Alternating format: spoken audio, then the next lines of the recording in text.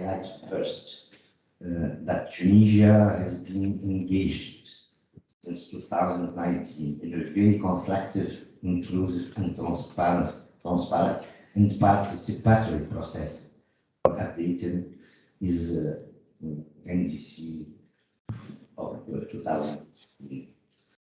This process has been finalized in 2021 by the adoption of an updated target for 2013, with the aim to reduce 45% of the carbon intensity compared to its level 2010. We think that this target is fair and ambitious. It includes joint work and engagement in all GHG, and as reflected in the 2010 National Inventory. It covers also all IPCC emission sectors, including energy, industrial process, agriculture, forest, and waste management. Second, and in accordance with the provision of Article 4 of the Paris Agreement, we have engaged also in 2019 all key sectors and stakeholders in a large consultation to identify 2050 opportunity for carbon neutrality in light of national development priority and national capacities. This process will lead to large transformation of national economy and development pathway, ensuring more social equity between all cities and regions of Tunisia, and contributing to reduce poverty and youth employment based on innovation and high technologies. Third, in terms of financial needs to implement national mitigation priorities as reflected in the updated NDCs and upcoming long-term 2050 strategy, we are working on the establishment of an investment plan, including all financial opportunities, ensuring the full and efficient implementation of mitigation targets for Tunisia. This investment plan will include domestic finance, integrated public and private finance, the establishment of more efficient legal and institutional framework for public-private partnership will be a key element for this purpose. Also, enhanced international cooperation and finance is a key element for NDC and 2050 ambition. Four, in terms of finance needs, international carbon markets and new cooperative approaches under Article 6 could provide great opportunities for ambition enhancement in Tunisia. The possible use of Article 6 markets and non-market mechanisms have been reflected in Tunisian updated NDCs, identifying the main priority in energy sector, industry, waste, and agriculture. I will stop here, and I think that more details related to the national experience on use of carbon markets and readiness for Article 6 in new mechanism will be more detailed by my colleague Axel, which will be next speakers, and she will participate with us virtually. Thank you. Yes, thank you very much, Mr. Smerli. I will now, before Axel comes in, set the scene of this event with regard to the topics of today's discussion. Okay, thank you very much. So what is the link between Article 6 and NDCs? Because often these topics are being discussed separately, but they are really intricately intertwined.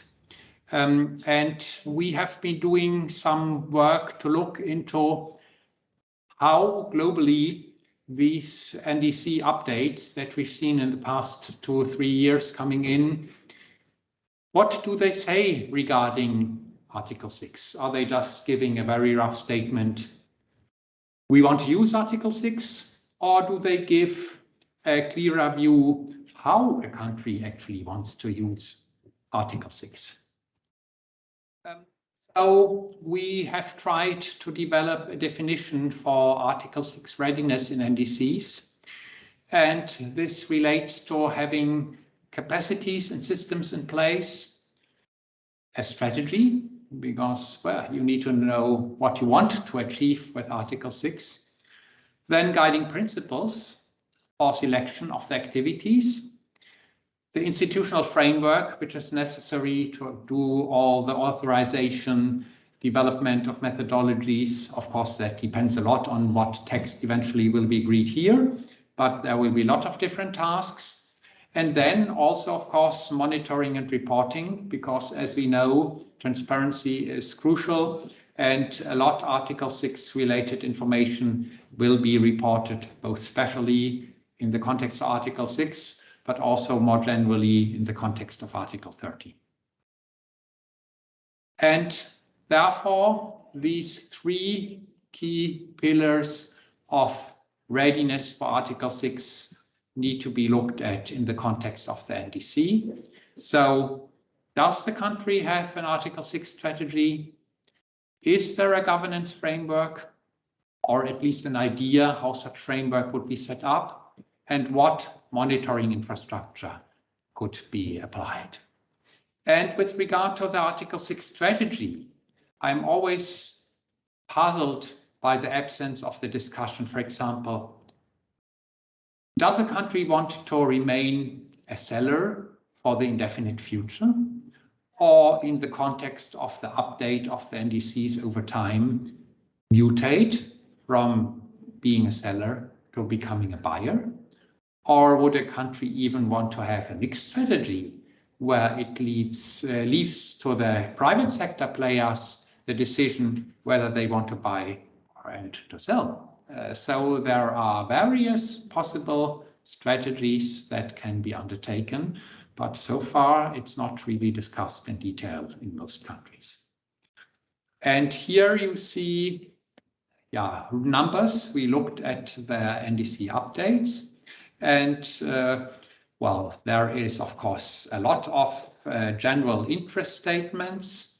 There are some countries that express strong interest, but of course, when we now look into the official synthesis report, the wording is a bit unclear. They talk about intention of use versus possibility of use.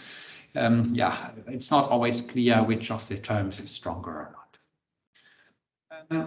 And when it then comes to the specificity of the statements in updated NDCs, we see that most of the countries actually want to sell, at least currently. Only a small minority of the countries would be pure buyers. And also, of course, the critical aspect of how the strategy is linked to the overall NDC target is missing in most cases. So it shows that the NDC and NDC update process has not really been going into the depth that we actually would need to implement Article 6 action. Now looking into governance. What is required for governance? Well, you need institutional structures, and of course you need also to manage the stakeholders. And of course, we've seen in the past from CDM that the private sector wants to have limited government interference. Private sector always is unhappy if there are many requirements from the different governments. And therefore, the governance is always having this, let's say, tension between the laissez-faire, which the private sector would like to see, and of course the ability to control how much is being transferred, what is, let's say, the surplus that still remains to be sold, and of course these are moving targets. So here you see some numbers with regard to the implementation governance that is mentioned in the context of the updates, and also the process. So whereas there is often beautiful mention of stakeholder involvement, of course, if one has actually participated in setting up NDC updates, one knows that, of course, there, as we say in Germany, paper is patient. So again, it is very situation specific how these participatory elements have been applied. With regard to the monitoring, of course, what is absolutely crucial that we are able for each of the countries participating in Article 6 to follow the reporting rules. We've heard the debate about capacity building that has come up in the Article 6 rooms, but also Article 13 rooms. Many countries say, yeah, we are not yet having the capacity. We need more financing, more technical support. So this, of course, will be an important topic also to be dealt with in the Article 6 work program. Here you see the numbers with regard to the monitoring. So there is, for a relatively large share of countries, the counting against the greenhouse gas inventory is mentioned, but only 1/3 of countries describes what are the institutional arrangements and tools that are being used. And if one looks into the past experience, this will certainly be a bottleneck for actual Article 6 implementation. So I think one really needs to be very clear about how to resolve that. And what should not be forgotten, also the buyer countries need to be get ready. And if we look at potential buyers, and I'm just using the example of Switzerland, there may be beautiful strategies, but then there may be sudden policy surprises that destroy the strategies. Because Switzerland had set up a very detailed CO2 law, but there was a referendum. In Switzerland, there's direct democracy, so the people can vote down any law they don't like if there's a minimum number of signatures, and then there's a majority of the people voting against the law. And that's exactly what happened in June this year, that the CO2 law was voted down. So now it's unclear how many international credits should be used by Switzerland for the 2030 NDC target. It's completely unclear what array of domestic policy instruments can be applied to actually implement the NDC. So essentially the Swiss strategy was destroyed from within. And this, of course, if this happens in one of the richest and best organized countries in the world, it's a warning sign. So to conclude, and yeah, of course, I'm really looking forward now to discussing this in the context of the Tunisian case specifically, because Tunisia has many elements in place that show there are clear views about the strategy. So most countries have not really reflected regarding the readiness elements in their NDC updates. And of course, one key reason may be that countries didn't want to become too specific as long as the Article 6 negotiations are not finished. And of course, such limited readiness will make it more difficult to participate in Article 6. But on the other side, it will also give the pioneers an added advantage. And Tunisia is one of the pioneers in actually getting the Article 6 readiness on the ground. And therefore, I'm really looking forward to the discussion that we'll have here today. And with that, I would like to finish my presentation. I would invite a clarification question or two if there are, but if there is no such clarification question, we would then continue directly to our virtual participants, and then I would pass on to Afef. But if there are any clarification questions, please bring them. Donc, si vous avez des questions de clarification sur ce que je viens de présenter, n'hésitez pas à les mettre maintenant. Sinon, on va continuer avec Madame Afef de l'Agence nationale pour la maîtrise d'énergie à Tunis. Oui. C'est Axel. C'est très intéressante présentation du cadrage. Juste, j'ai une question sur la préparation. Vous avez parlé de préparation sur le plan institutionnel, mais d'avoir une stratégie par rapport à l'article 6. Et la question, c'est que je pense que la Tunisie, avec le PNR, la Banque mondiale, la GCT, le partenaire, elle a déjà engagé une réflexion en termes de préparation. Mais juste en termes de timing, vous savez que les discussions sont en cours sur les questions institutionnelles. Il faut attendre les résultats du timing commencé au niveau national et peut-être introduire des modifications compte tenu de ce qui va être décidé au niveau international sur les arrangements institutionnels au niveau international. C'est juste une question par rapport à la stratégie et le timing de préparation. Merci. Oui, c'est naturellement une question aussi tactique. Je dirais, même s'il y a les incertitudes sur la réglementation qui sera décidée ici à Glasgow, je pense que certains éléments ne dépendent pas de la décision exacte ici. Ils sont universels parce qu'il est clair qu'il faut une autorisation. Donc, la gouvernance de cette autorisation, la sélection des activités, aussi regardant la définition d'additionnalité, la définition des scénarios de référence, ça, ce sont des choses qu'il faut faire et la décision spécifique de Glasgow n'a pas beaucoup d'impact là-dessus. Donc, je pense que ce n'est jamais trop tôt. On peut bien démarrer avec cela et ensuite on peut peaufiner et aussi le programme de travail. La plupart de l'opérationnalisation de l'article 6 sera fait par le programme de travail dans les 2-3 ans qui viennent. Donc, il reste beaucoup de temps pour polir, pour peaufiner la stratégie nationale. Jan Willem.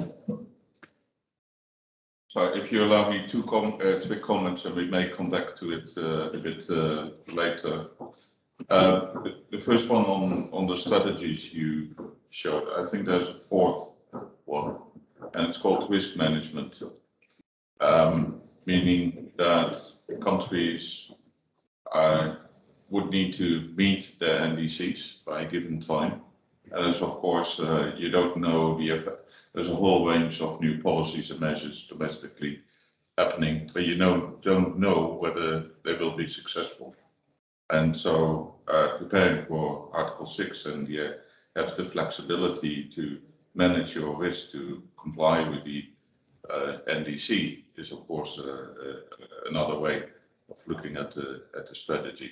Yeah, the risk management would be part of any strategy. It's transversal because initially you only have limited knowledge where you stand with regard to your NDC, and of course this knowledge will improve over time as you come closer to the target year.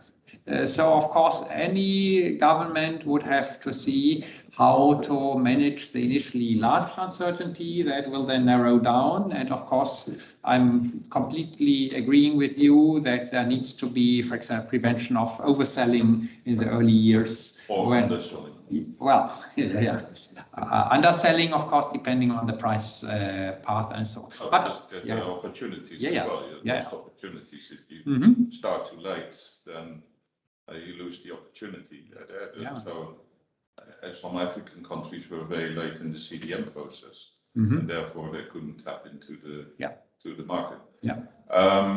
So the other comments is on the integration of Article 6 in the NDC. So I've seen quite a bit of NDC terms of reference for consultants where there wasn't even a reference to Article 6. So I think part of that figure is a resultant of the capacity that was being offered that didn't consider Article 6 to blend it into the NDC update. Exactly, and of course the problem of lacking ownership. If you parachute a consultant with narrow terms of reference, short time into a country, it's clear it will not give a good Article 6 strategy. But let's keep maybe the other aspects for the general discussion. Thanks a lot, Jan Willem. And with that, I would now invite Afef to give her presentation on the Tunisian vision. Afef, à vous la parole. Merci, Axel. Good morning, everyone, and thank you for this opportunity. I'm very pleased to be able to share the Tunisian vision on the carbon market process under the Article 6 in the context of the updated NDC. So my presentation will be mainly devoted in two parts. In the first part, I'll give an overview on the NDC objectives, the Tunisian NDC objectives, the first version of the NDC and the updated ones. And then I'll move to the main achievements in terms of preparation for the use of Article 6 as a tool to reach the NDC objectives. So as you know, Tunisia submitted its first NDC in 2015 with the objective of reducing its carbon intensity, as said by Mohamed Zmerli tout à l'heure. So 41% of its carbon intensity by 2030 comparing to 2010. And 13% of these objectives would be reached through national efforts, and 28% through international support. Then Tunisia, next please. Then Tunisia updated its NDC in 2021 and submitted in October this year with more ambitious objectives of reducing its carbon intensity by 45% in 2030 compared to 2010. And even in terms of national efforts, the NDC is more ambitious. The national effort would be around 27%, and the international support would be around 18%. So the energy sector is the main sector that contributes to the mitigation effort with more than 70% of the overall objective. And the own objectives of the energy sector is to reduce carbon intensity by 43% in 2030 compared to 2010. So the key pillars of mitigation in the energy sector. Next, please. So the key pillars of mitigation in the energy sectors that were considered are energy efficiency, renewable energy, and electrification. So for the energy efficiency, the objective is to reduce the energy demand growth by 30% compared to business as usual scenario.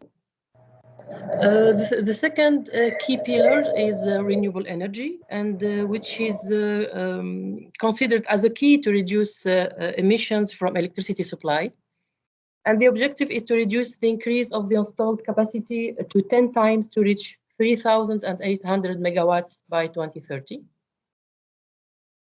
And regarding electrifications, which is also one of the most important drivers of emission reductions, the objective is to increase the share of electricity in the final energy consumption to 25% by 2030.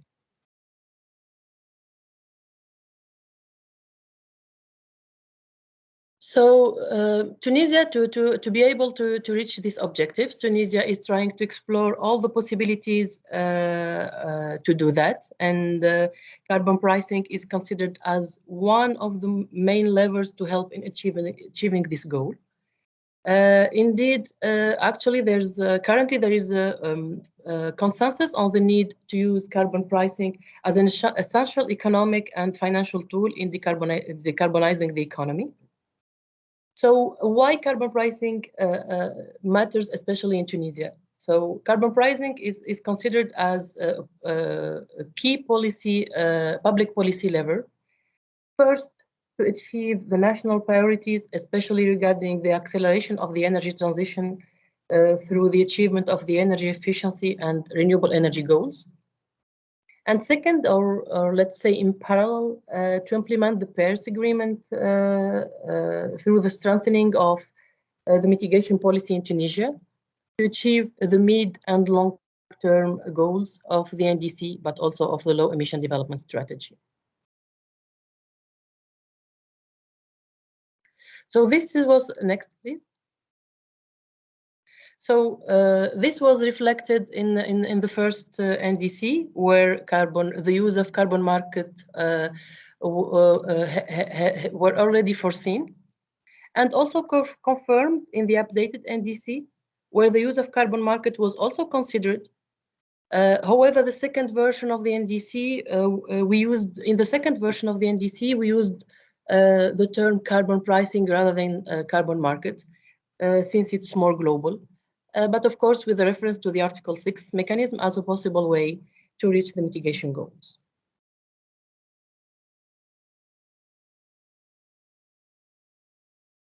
So to get prepared to the use of the Article 6, which is considered as a key element of carbon pricing, Tunisia started first by capitalizing on its experience in the design and the development of CDM projects, where a CDM task force was implemented to support project developers in tapping the mitigation potential through the development of CDM projects.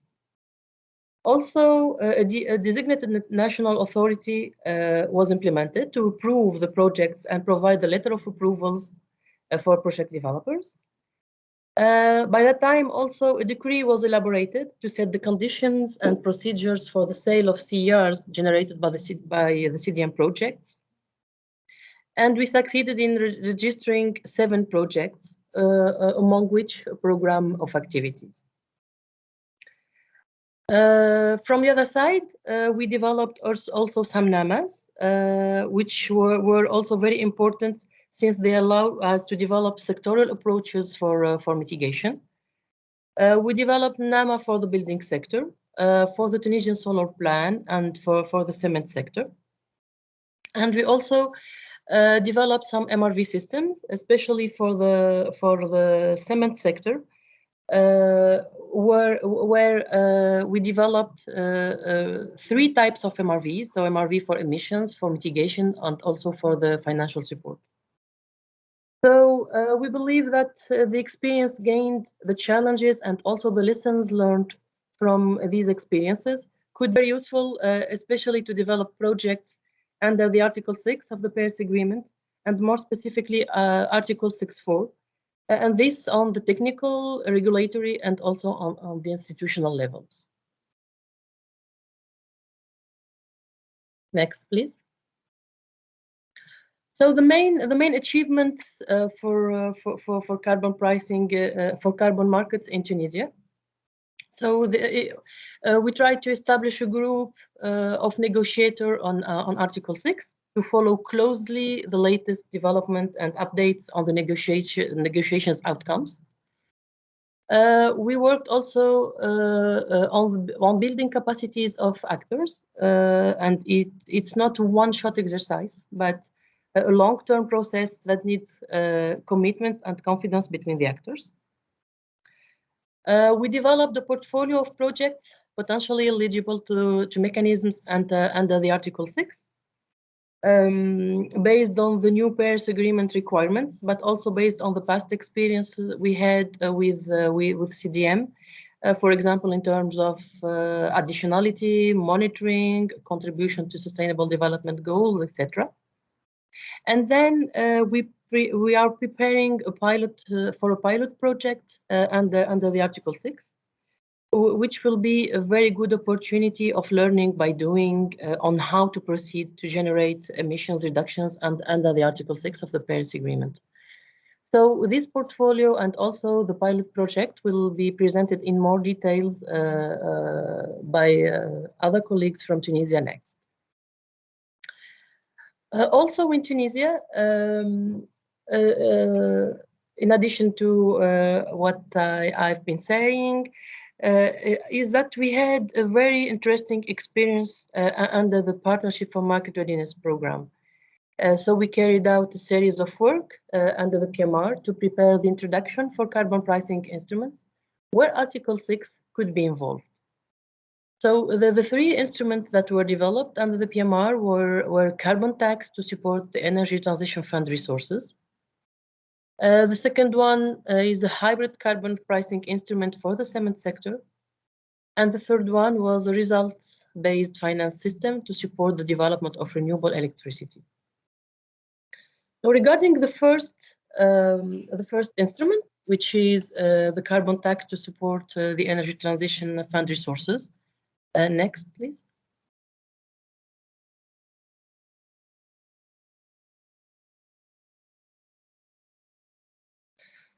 So the first instrument, as I said, this is the carbon tax to support the energy fund resources. And the idea behind this instrument is to set a carbon tax on energy products based on their carbon content, where the tax revenues goes directly to the energy transition fund, which is an existing fund that incentivizes energy efficiency and renewable energy projects.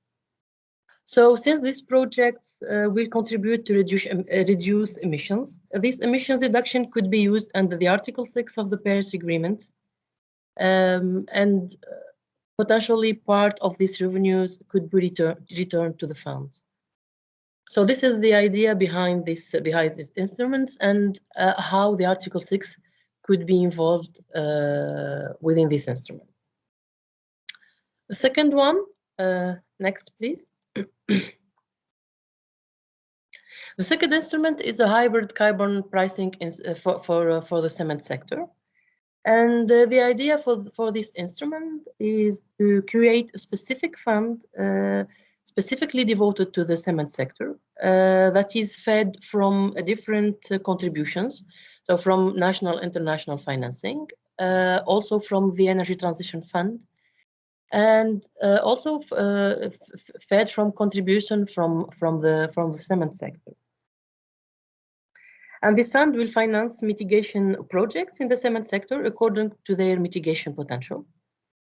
And as it was the case for the slide before, the generated emission reductions could be used under the Article 6 of the Paris Agreement according to the rules that would be enacted by the COPs, but also the country's orientation regarding the sales of CERs. The third instrument is a results-based finance system to support the development of renewable electricity.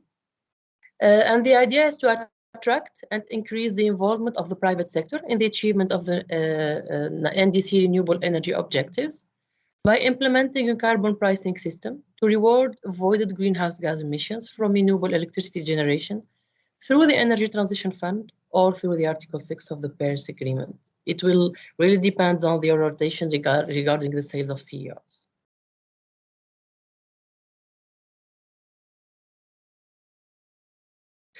So this is an overview on the work conducted in Tunisia in relation with the Article 6 and more globally with carbon markets and carbon pricing.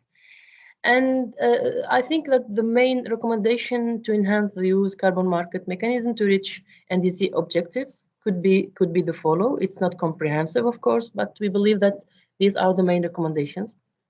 Is to have a national vision on how to use Article 6 and under which conditions. The second one is to set an absolute emission target and define annual carbon budgets that would facilitate the emission accounting and the transparency. To develop a clear demarcation between unconditional and conditional mitigation measures. To have clarity on which emission reductions could be used and transferred under Article 6.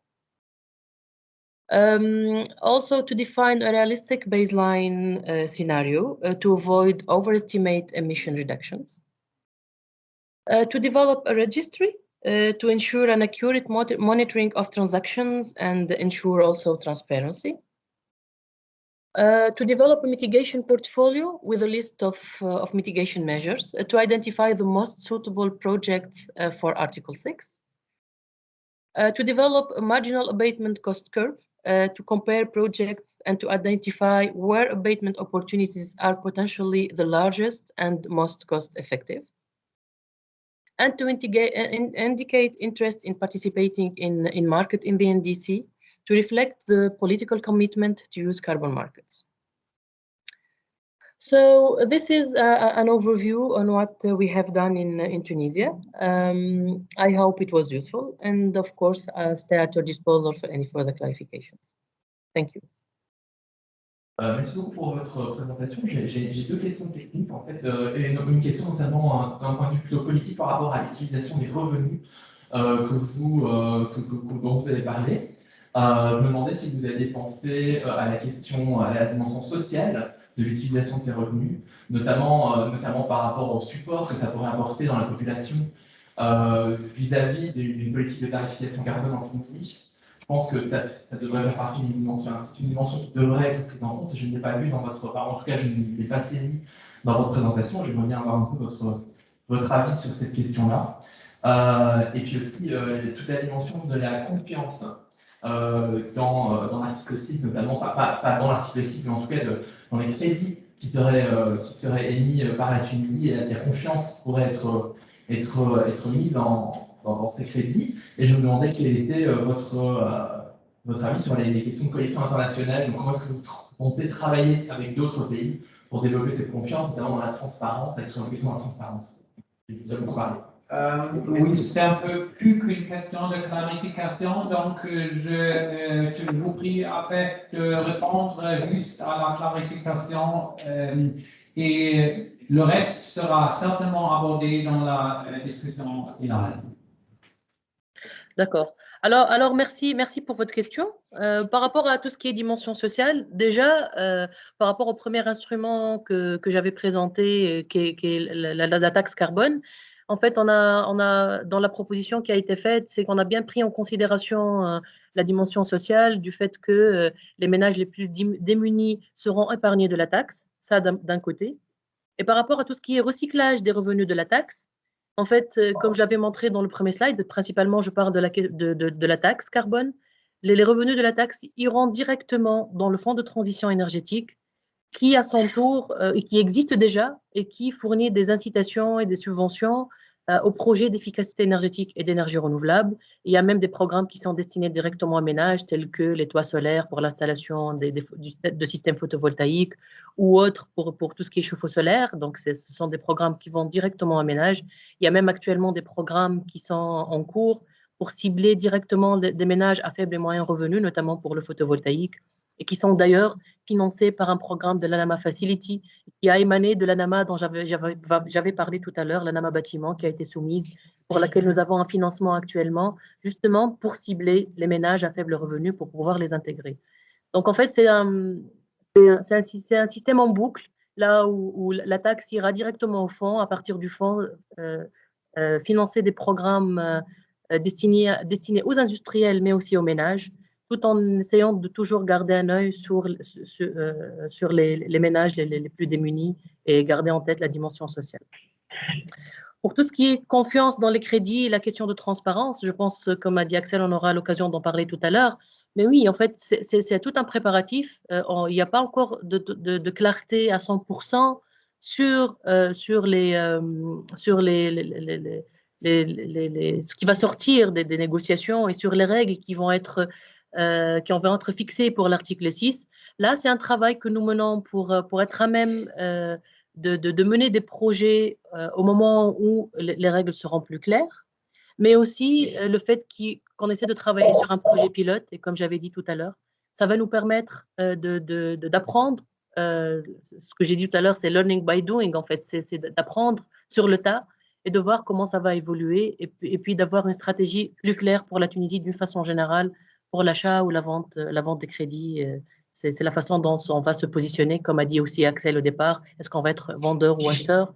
Et dans les deux cas, il va falloir vraiment avoir une stratégie claire pour le pays et garantir un maximum de transparence, surtout à travers les ajustements correspondants. Merci. Merci, Axel. Clarification questions, c'est question de clarification du public ici? Non. Donc, il semble qu'on peut continuer. Donc, so, yeah, Tamir, you have the floor.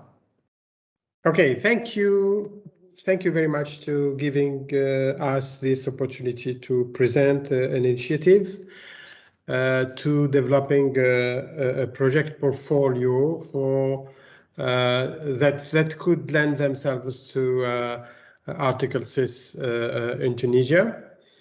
I'm going to make a presentation that would be summarized in 4 points. I will introduce the background of the initiative that I'm going to present. I will also describe the approach to building a portfolio of mitigation projects that might be relevant for Article 6.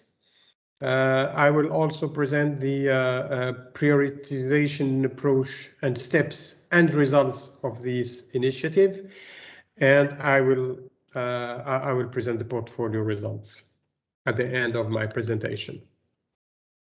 So this is an initiative that aimed at preparing a portfolio of projects that could lend themselves to the application of Article 6 of Paris Agreement as a part of the preparatory phase of Tunisia to get involved in this new market mechanisms.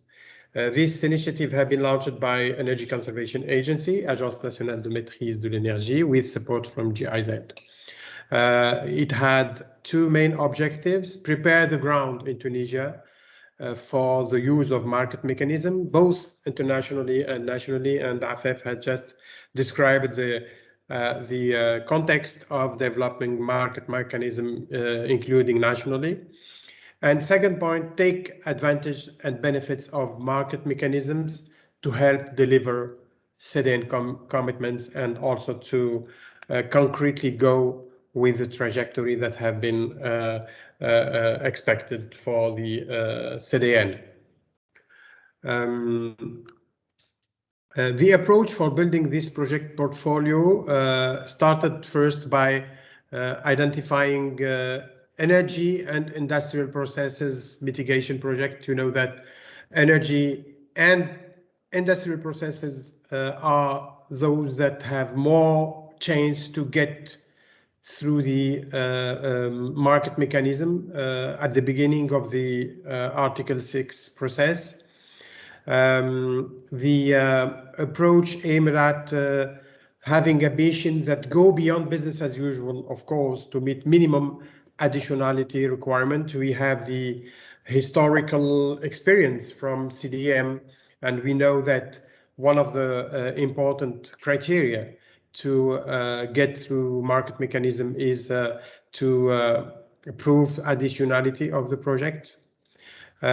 We used the prospective period of 2021 up to 2050, so we had the possibility to undertake prospective work for long period, and in this work we used 4 main parameters, or we made expectation from 4 main parameters: energy savings, greenhouse expected impacts over the whole period, investment need, and cost assessment for all projects that have been identified in the portfolio.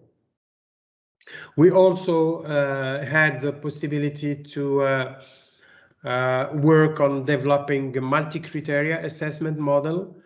This multi-criteria assessment model is an important tool for the future to prioritize the projects once we go ahead with developing projects under Article 6. This multi-criteria model included 26 criterion, 8 of which were eliminatory, and the others, 18, are prioritization criteria. When we went to the prioritized projects, it was based on criteria model relevant for developing project idea notes targeting upcoming Article 6 initiative. That means we anticipated what could be the future criteria when developing this the multi-criteria model, so that once the process starts, Tunisia would be ready to go ahead with developing projects. In this initiative, 26 projects were ranked, of which 3 sectoral packages targeting 3 important emitting sector: cement, chemical industry, and bricks. So after the work, the chemical package project was ranked the first project in terms of relevance to Article 6 using this multi-criteria model. This project is supposed to be launched by Tunisian Chemical Group, which is a leading public phosphate-based company. And the project involves, so the package involves energy efficiency, renewable, and N2O destruction in the nitric acid industry. So this was the first ranked project in the portfolio. And my colleague from Groupe Chimique de Tunisie will introduce to the ongoing heat recovery system project to generate power and steam project that is getting prepared for a Swiss click Article 6.2 initiative. So this is the next presentation that my colleague will make from Groupe Chimique. I'm just going to rapidly present the way the project have been prioritized. So these are the notations that have been given. So this is a compilation of the notation across the 18 criteria.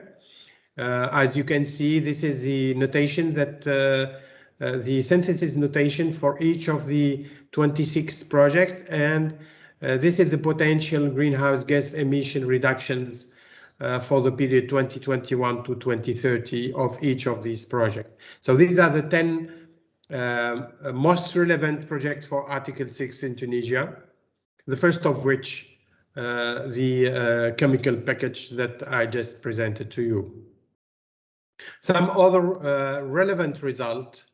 The first one is the first result is an Excel-based portfolio model, which encompasses more than 60 calculation sheets where you could find assumption, activity data, transparent calculation of ton of oil equivalent savings, greenhouse gas emissions reductions, cost calculation, and results. So it's a kind of model that show transparently all the assumption, data, and results coming from this initiative. In this portfolio, we almost included all knowledgeable energy efficiency and renewable mitigation potential in Tunisia. And we also covered 90 to 95% of industrial processes mitigation potential. So for these 2 important sectors in the greenhouse gas balance in Tunisia, we have almost the full picture of mitigation projects. Here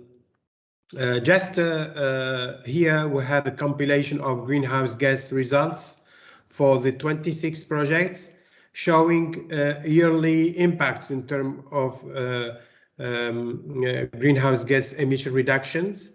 As you can see, the total emission reduction would be something like 500 million tons of CO2 equivalent over the whole period, 2021 to 2050, while 14% of this potential would come from the period 2021 to 2030. So only 14%, in fact, of this potential impacts in terms of greenhouse gas emission reduction would be achieved during the NDC period. That means that we really have very important potential after the period after the NDC period. The first portfolio or project in terms of emission reduction during the period 2021 to 2030 would be the cement package, which include many types of project processes, energy, renewable energy, and energy efficiency. The second would come from the what is called the NAMA Plan Solaire Tunisien, from the IPP tools, which would be second. Third project would be the improvement of the electrical grid, and the fourth would be the cogeneration, tree generation, and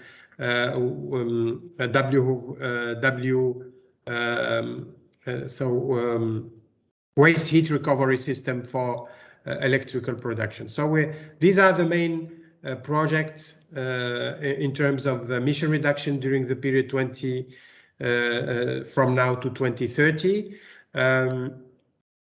These are the contribution of each of these projects. You can see these 4 projects or packages would then cover 63% of the whole portfolio for the period up to 2030. These are information regarding the whole period 21 to 2050. Other type of results that could be presented relates to the cumulated greenhouse gas emission reduction for the period from now to 2030. That is 67 million tons of CO2 equivalent for the whole period, shared by sectoral package for 45%, and some 29% from renewable energy projects and 27% from energy efficiency project, knowing that in the sectoral package we also have energy efficiency and renewable energy, making these reduction sources the most important reduction sources in the whole portfolio. In terms of investment, these 26 projects covered by the portfolio would cost 5.3 billion euro over the whole period up to 2030, of which 43% would be mobilized for renewable energy, 41% for energy efficiency, and 16% for sectoral packages. So an important resource to be mobilized to implement this portfolio. Last information on cost assessment relates to the average emission reduction cost, which is 36 euro per ton of CO2 equivalent for the period up to 2030. And another interesting picture of the results shows the blue curve shows the impact of the conditional updated CDN emission reductions. So as you can see, the cumulative emission reduction that is shown for conditional objective of the updated CDN is about 39 million tons of CO2 equivalent, while the second curve shows the impact of the portfolio that I was presenting, and the total would be, the total cumulated impacts would be 67 million tons of CO2 equivalent. So the emission reduction potential of this portfolio is higher, much higher than the conditional greenhouse gas impact of the CDN, of the updated CDN, which means that it's quite normal results, because we consider it in the portfolio the additionality criteria, whereby we need to go much beyond what is possible to do by the country, including the conditional objective. So it shows also that using market mechanism under Article 6 would increase significantly the emission reduction potential for any country, but for Tunisia, it would increase by 72% the impact as compared to the conditional objective of CDM. So thank you very much for your attention, and I keep ready to respond to any question. Thanks. Thank you, Samir. Are there any questions from our audience here? Donc, est-ce qu'il y a des questions à Samir? I see no immediate question, but certainly in the discussion, the questions will come up. So I would now invite Fethi Nebili from the group FIMIC. Fethi, vous avez la parole. Thank you very much. Donc, est-ce que je peux avoir la présentation? Oui, je vais l'exposer. Hein. D'accord.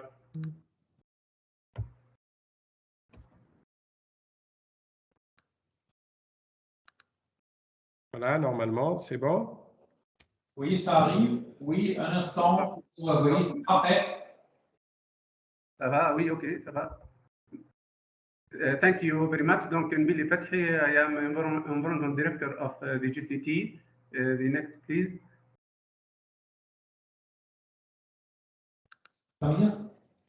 Next.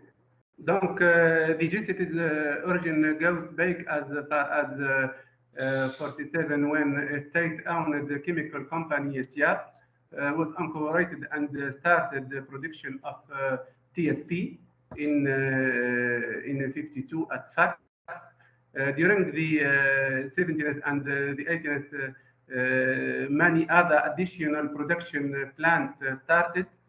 Today, GCT has 4 production sites located in Sfax, Gabis, Mdila, and Skhira. Donc, we have a series of environmental program and investment is in place. Next.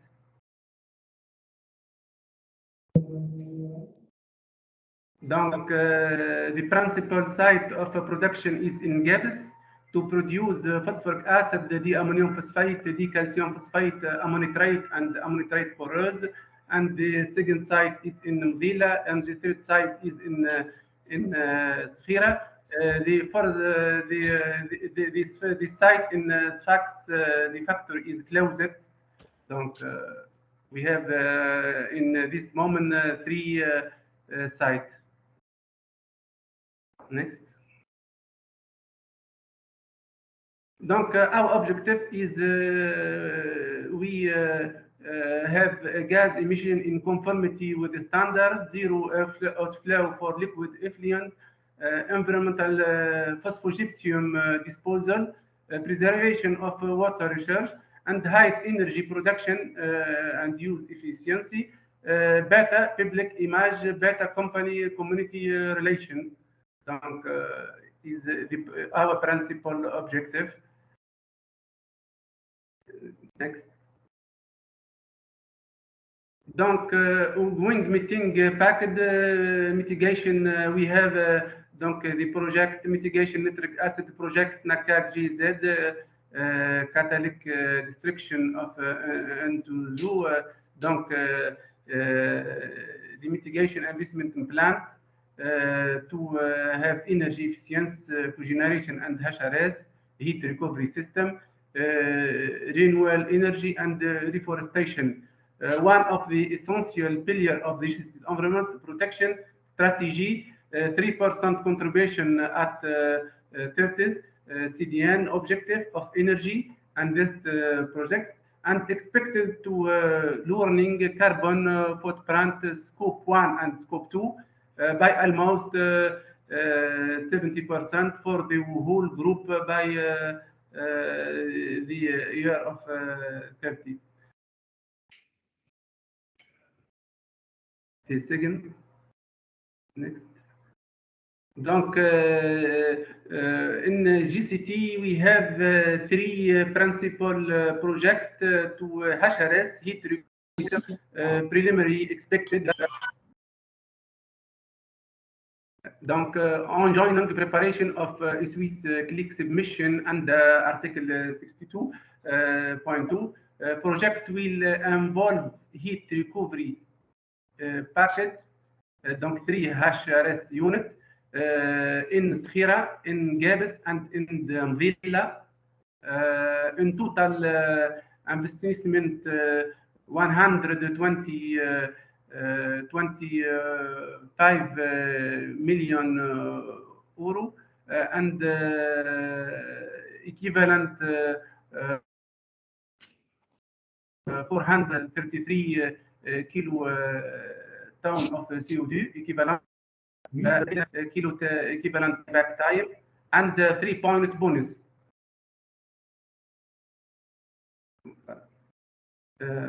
Next.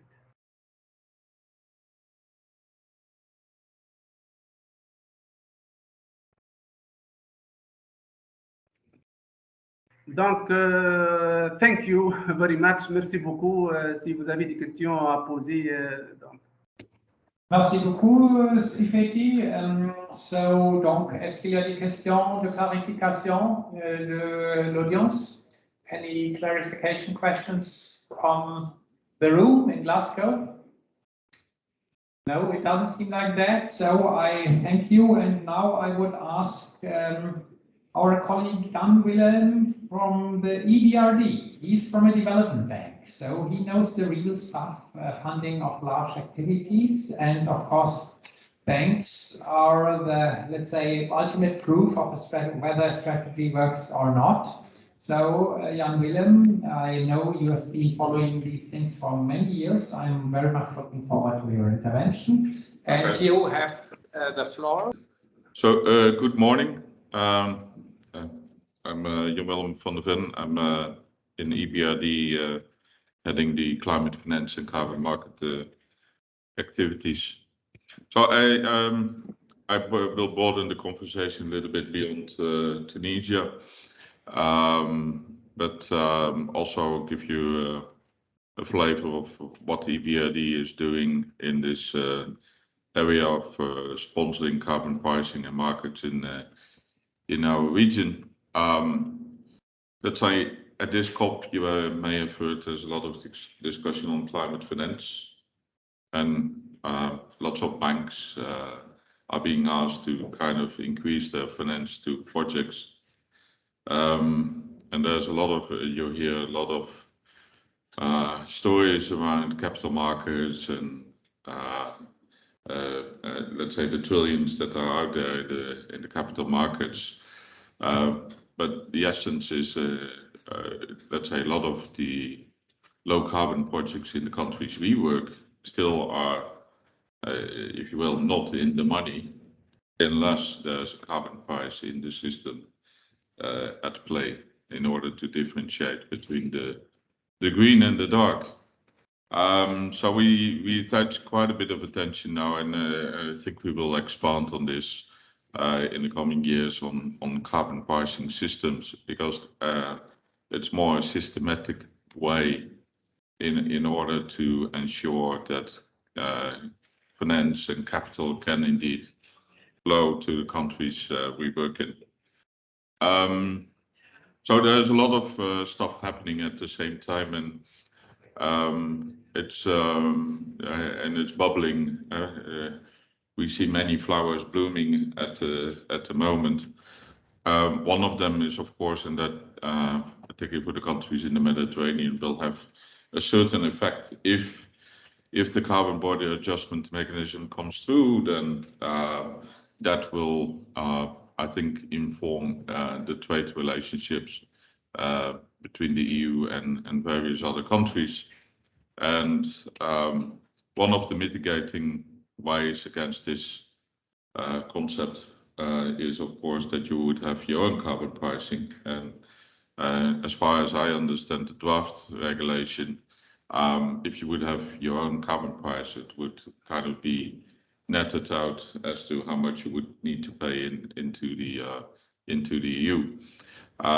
So that is quite an important notion. Now, how far this proposal would travel, we don't know as EBRD.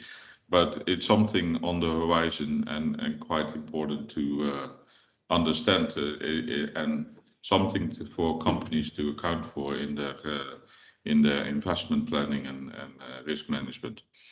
Another one is, of course, CORSIA. Okay, the aviation has suffered from the COVID crisis, but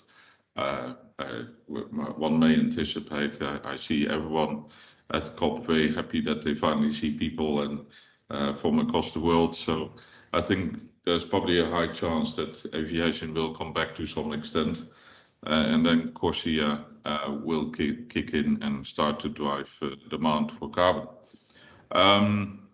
Importantly as well, in the financial world, there's the increasing pressure on the climate disclosure, and particularly the carbon transition risk linked very much to the market. I would say that if a country, and that's what I'm also saying internally in the bank, if a country doesn't have a carbon price, then the carbon transition risks are very high. If you would have a system, then with a price, then at least you have an idea how to manage it. If there's nothing, you don't know when it will come, but it will come. And I think that is something to consider. And this is how financiers are increasingly looking at, and of course the physical risk as well. So the actual climate change, and we all see the pictures on TV, including at the moment, let's say people in hunger in Madagascar. So the other things that we have seen, there's lots of net zero pledges. I think there is still discussion needed on what a net zero pledge means. There is no uniform definition, but at least there's a very strong signal. Let's say we also had the task force on scaling the voluntary market. The EU has come out with the Fit for 55 package, and we've seen a host of new NDCs. Personally, I'm not very fond of this conditional, unconditional discussion in the NDCs. I think that's not the place to set the baseline at that level. But anyhow, it is being used to some extent.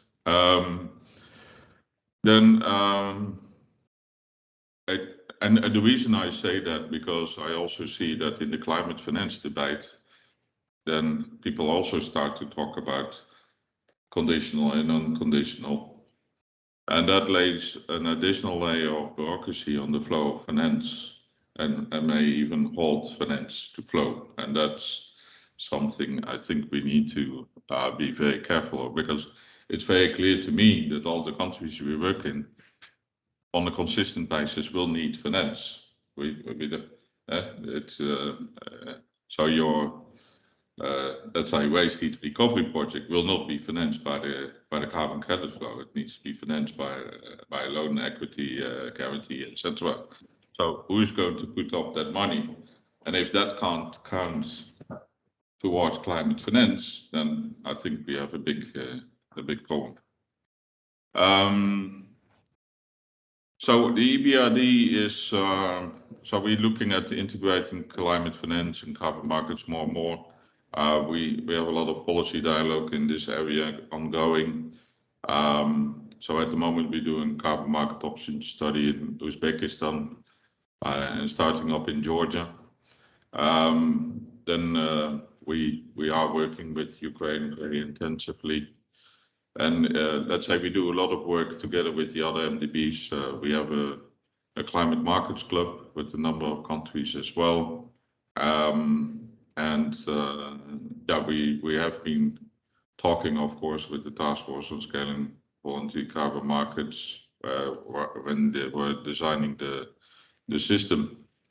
So one of the interesting activities is, and come back to that, is, well, I find it interesting, is the digitalization of MRV, and not so much, so we all can see remotely the operations of projects, but we try to automate the verification step, and so reducing the costs that go into verification, which were typically 50,000, 20,000 a project. So really bringing that down by using technology and avoiding that auditors have to fly in every year to check a few numbers on paper. Then we are looking, well, in Kazakhstan, we are very active in trying to improve the emissions trading scheme, improving the integrity, improving the liquidity. And then we have further activities in Turkey around these issues. Now, as to investments, we combine these programs in what we call the high impact program for industry, where we can give, let's say, support for climate governance for the management, and then the more they improve the climate governance, the more we can discount the loan on the interest rate. And that's to ensure that companies more and more also look at their investment activities through the lens of climate. So this gives a bit of an overview of the activities we're in. Now, very importantly, and again, this COP is about, appears to be about climate finance and the 100 billion and so on, but very few discussions are about saving money.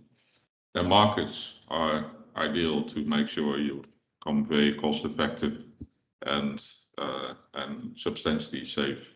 So we have looked together with AITA and the University of Maryland for our region. So what would it mean? So and then in that kind of more deep dive, we found that the numbers are quite important. In the region, we would save some 50 billion by 2050 as to need for climate finance. So that's a big number, and and of course this is all academic studies, ideal scenarios and so on. But even if a sliver of this is true, then it would be helpful in the climate finance discussions. So this is a bit on CORSIA, where we looked at for the region what would be the impact. So assuming let's say certain scenarios, we could see let's say some 18 million ton rounded off during for the coming 15 years as to aviation need in the region from the local aviation industry. So this is the digital MFE, and there's a lot of pictures here, but it's quite simple in fact. Yeah, in the old CDM practice, you had monitoring systems online, then they were printed off, then the auditor comes and then puts it back into a PDF form. There's a lot of steps in between, but in principle you can collect the data, process it, cross-check it against other data, and then run a report. This is not only to make sure you get good verified data, it also helps, we think, the project sponsors, because they get a better grip on what's happening. And for example, if the system will signal if certain meters are out, so that can be a hint that someone needs to go in and see whether it's the meter or in fact the installation, etc. So probably will help on the performance of the projects as well if it is better managed. So yeah, and I agree with you, Alex. So there's strategy choices to be made. Yeah, let's say I think one of the best strategies, of course, is to let's say the business take some of these decisions. So you authorize the business to kind of be active in the market, and that brings new business relationships and helps to increase the speed at innovation. So but we of course need robust MOV, transparent NDC accounting systems. So I also put here CORSIA because we talk about NDC in Article 6, but there is also CORSIA at play as well. And a lot of countries, this one is with the Ministry of Transport or Aviation, and the other one is with the Ministry of Environment. And typically we have found they're not talking to each other and they're setting up two different systems which are not reconciled. And of course that makes it all very difficult in the end, yeah, from an environment integrity point of view. So yeah, I would like to leave it at this point. But again, we're ready to further support these countries in the uptake of these type of carbon market systems, carbon pricing. Also, where not necessary hybrid systems between carbon tax and trading. But yeah, in our view, trading helps to bring down the cost, and all of the data that comes out of the monitoring is also very important to attract in the future the finance. So there's a very strong link of having that data to be used for a capital markets in the future that's going to be very demanding on the emissions data and the resilience data. Okay, thank you. Thank you very much, Jan Willem. I think this was a very important, let's say, yeah, reality check what is required by financial institutions, and that, yeah, bankability in the broadest sense is a crucial aspect of any Article 6 strategy. So we now have about 8 minutes left for discussion. A bit of apologies. Yeah, I thought we would have more, but the technology is always a bit difficult to manage. But donc, on peut entrer dans la discussion. So floor is open for your questions and comments for all participants, and we have, of course, our virtual participants with us. So please shoot questions at us. Anyone who would start? Also from the virtual audience, of course, if you have questions, please shoot them at us. Yes, in the very back. I fear you must. No, you can speak. You can speak. You can hear me, Axel, right? Yeah, yeah. Okay. The teams. Phil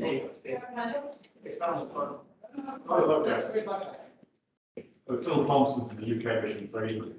Jan Willem, are you encouraging some of the new latent markets to plug directly into, play the EU ETS or the link schemes? The benefit, of course, would be that if the CBAM policy comes out, you have a direct connection there. Is that something that the EBRD is looking at? Or are you just looking to develop carbon pricing as a first step in the various countries which you mentioned, and then we're looking at the second step? Thank you. Please go ahead. As a matter of fact, well, of course, this is just a conversation and not a bank position. But for some of the countries that just have a few installations that would meet the ETS requirements, the question is whether indeed can they just be added to the registry, yeah, of the ETS as to installations and declared. But of course, we from a simplistic point of view that may work, but and also for the company, most of, for example, cement installations are owned by the big multinational companies that are there. So from that point of view, it may make sense, but I think it probably stands on issues of sovereignty and dispute resolution and stuff like that. But it's that I would not be against it, so to say. It was something to be explored indeed. But let's not forget the industry is one of the sectors in the power sector, but the other sectors like agriculture, transport, where pricing also needs to come in. And yeah, for example, electrification of transport, you would need rather high carbon prices in order to. Now, whether that's all attainable is of course another one, because that have inflationary effects and that's high. population is not that affluent. So the question is what happens there. But if there's an industrial production where large part is for exports, and of course that's another, that would level the playing field more internationally. Thanks, Jan-Willem. I would allow one further question, and then I think we have to wrap up. I'm seeing the next event organizers outside. Anyone who would like to come in? Donc, quelqu'un qui veut prendre la parole? Yeah, just going back to the area, because I think there's some roughly between 20, 30 cement plants in the whole North African region. So to add those to the 10,000 or 11,000 list is not a big thing. So again, it would require, I think, a proper international treaty-like instrument in order to deal with the potential. Plus the European Court of Justice that has a say in